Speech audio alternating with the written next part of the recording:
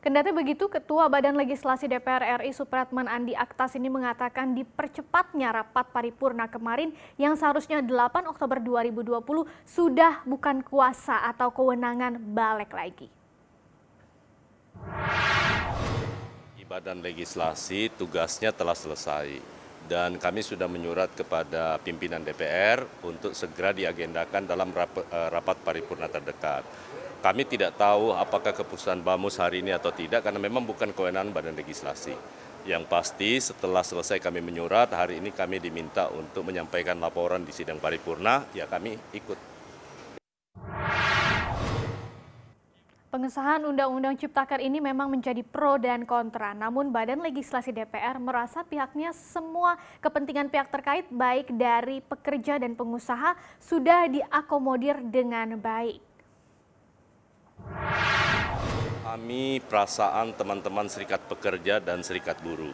Oleh karena itu perdebatan soal klaster ketenagakerjaan itu paling alot di antara semua klaster. Bahkan kalau boleh saya menyatakan seluruh fraksi, 9 fraksi yang ada di DPR itu memberikan atensi yang luar biasa bagaimana kemudian memperjuangkan hak-hak buruh. Tetapi oleh pemerintah diminta untuk ditinjau kembali dan kemudian rasionalitas diberikan. Nah, oleh karena itu apa yang kita hasilkan hari ini dari 7 tuntutan persoalan yang dikemukakan oleh kaum buruh, teman-teman buruh itu, pada prinsipnya hampir sebahagian besar itu kita akomodasi. Kecuali yang satu hanya terkait dengan jumlah pesangon. Tetapi jumlah pesangon itu ini sesuatu yang lebih pasti karena berdasarkan paparan pemerintah dengan jumlah 32 kali selama ini ternyata hanya 7% pelaku usaha yang melaksanakan kewajiban 32 kali. Nah oleh karena itu lewat program jaminan kehilangan pekerjaan sebanyak 6 kali yang ditanggung 100% oleh negara lewat mekanisme APBN, seluruh preminya itu para pekerja tidak perlu membayar premi tetapi itu ditanggung oleh pemerintah. Sehingga kalau terjadi PHK sudah ada kepastian di samping 19 kali dari pemberi kerja, ada 6 kali dari pemerintah lewat program yang namanya jaminan kehilangan pekerjaan. Kemudian jaminan kehilangan pekerjaan itu tidak sekedar menerima uang sebagaimana halnya pesangon, tapi juga ada upscaling, upgrading dalam rangka untuk meningkatkan kapasitas dalam rangka untuk menumbuhkan produktivitas buruh.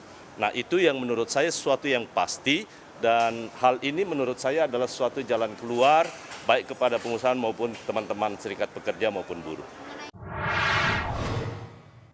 Sementara itu, perwakilan dari pemerintah, Menteri Koordinator Bidang Perekonomian mengatakan Undang-Undang Cipta Kerja ini sudah cukup mengakomodasi kepentingan para pekerja dari berbagai kalangan.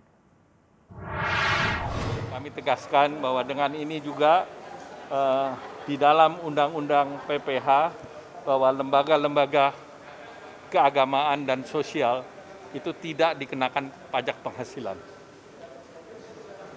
Nah, kemudian hal lain tentu dari segi nelayan yang biasanya memperoleh perizinan ke berbagai lembaga untuk mendapatkan izin kapal, ini disederhanakan menjadi hanya di Kementerian KKP.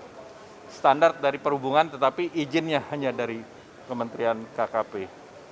Kemudian juga pemerintah akan membentuk bank tanah yang tugasnya adalah untuk melaksanakan reform agraria dan melakukan redistribusi daripada tanah yang diperlukan dari masyarakat.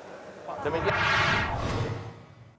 Menko Airlangga pun mengatakan pihaknya menyayangkan jika para buruh akan melakukan unjuk rasa sebagai bentuk penolakan atas disahkannya Undang-Undang Ciptaker. Pihaknya pun mengimbau di saat COVID-19 saat ini para pekerja untuk bisa menghindari kerumunan. Terdiri dari berbagai kelompok. Nah tentu ada juga yang sudah menyatakan dukungan. Ada rencana juga untuk melakukan mogok nasional nih Pak? Ya, kita belum, masalah ini kan belum pernah terjadi, unprecedented.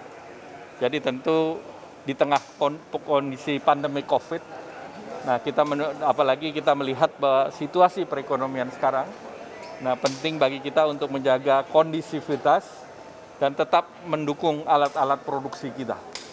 Baik, terima kasih. Sampaikan sudah mendukung itu, apakah yang hari ini diundang Pak Jokowi ke istana? Saya, ya, masih.